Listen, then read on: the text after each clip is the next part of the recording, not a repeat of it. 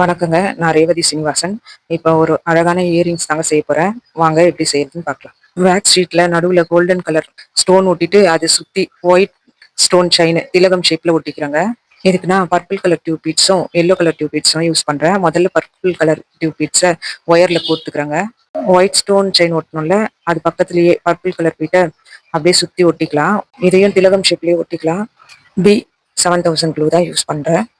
இதை ஒட்டி முடிச்சதும் நான் பர்பிள் கலர் பீட் கோக்கும் போதே ஒயர் அதை எக்ஸ்ட்ரா மேல விட்டுருக்கும் பாருங்க. இப்ப இதுலயே எல்லோ கலர் பீட்ஸ் கொத்துக்கலாம். எல்லோ கலர் பீட்ஸையும் பர்பிள் கலர் பீட்ஸ் கூட சுத்தி ஒட்டிக்கலாம்.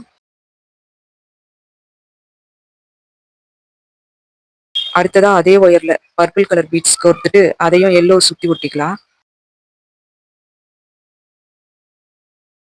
இப்ப அடுத்த லைனா ஒயிட் ஸ்டோன் செயின் ஓட்டிக்கலாங்க.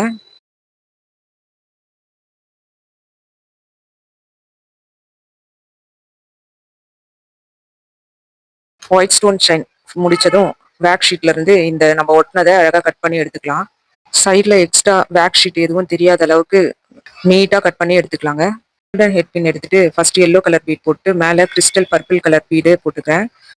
ஸ்டோன் ஒட்டின மாதிரியே ஸ்டோன் இல்லாம ஒரு வேக்ஸ் ஷீட் கட் பண்ணி அதே ஷேப்ல எடுத்து வச்சிருக்கேன். இதுல நான் கீழே இந்த மாதிரி க்ளூ போட்டு ஒட்டிக்கிறேன். அதே ஷீட்ல மேல கனெக்டிங் பின் இந்த மாதிரி ஒட்டிட்டு சுத்தி க்ளூ போட்டுட்டு நம்ம ஒட்டி வச்சிருக்கோம்ல ஸ்டோன் டிசைன், அதை இது மேல ஒட்டிட்டா நம்மளுக்கு ஹியரிங்ஸ் கீழே தொங்குறது ரெடி ஆயிடும். இதுக்கு மேல ஹெட் ரெடி பண்ணிக்கலாம். இதுக்கு ஒரு ஒயர்ல ஒயலட் கலர் பீடு ஃபர்ஸ்ட் நான் 3 கோர்த்துக்கிறேன். 4வதா ஒரு பீடு கோர்த்துட்டு இதை ஒயரை இந்த சைடு ஒரு ஒயர் அந்த சைடு ஒரு ஒயர் ஆப்போசிட்ல விட்டு இழுத்துக்கணும். இதை பாக்குறீங்கல்ல, இந்த மாதிரி இதே மாதிரி பார்த்து பண்ணிக்கோங்க. அடுத்ததா எல்லோ கலர் பீடு லைனா கொடுத்துக்கலாம். இந்த ஒயலட் கலரை சுத்தி ரவுண்டா வர அளவுக்கு எத்தனை பீடு வேணுமோ அத்தனை பீட்ஸ் கொடுத்துக்கலாம். ரவுண்டா கோர்த்ததும் எக்ஸ்ட்ரா இல்லாம கரெக்டா ரவுண்ட் ஷேப் வர அளவுக்கு பாத்துக்கலாம். எக்ஸ்ட்ரா பீட்ஸ் அப்படி கோர்த்திருந்தா எடுத்துட்டு நம்ம ஸ்டார்ட் பண்ணோம்ல எல்லோ கலர் பீட்ஸ், அந்த எல்லோ கலர் பீட்ஸ் உள்ளேயே இந்த ஒயரை விட்டு வெளியே எடுத்து ஃபினிஷ் பண்ணிக்கணும். இப்ப அடுத்ததா எல்லோக்கு அப்புறம் ஒயலட் கலர் திரும்ப அதே ஒயர்ல லைனா கோர்த்துக்கலாம். எல்லோ கலரை சுத்தி எத்தனை ஒயலட் கலர் பீட்ஸ் தேவையோ அத்தனை பீட்ஸ் கோர்த்துக்கலாம்.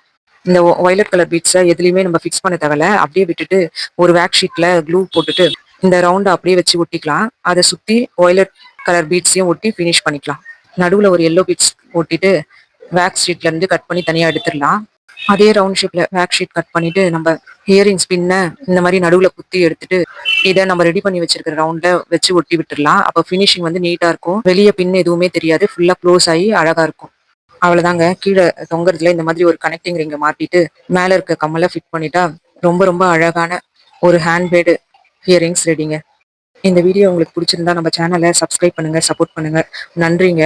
அடுத்த ஒரு கிராஃப்ட் அண்ட் ஆர்ட்டோட உங்க எல்லாரையும் நான் சந்திக்கிறேங்க.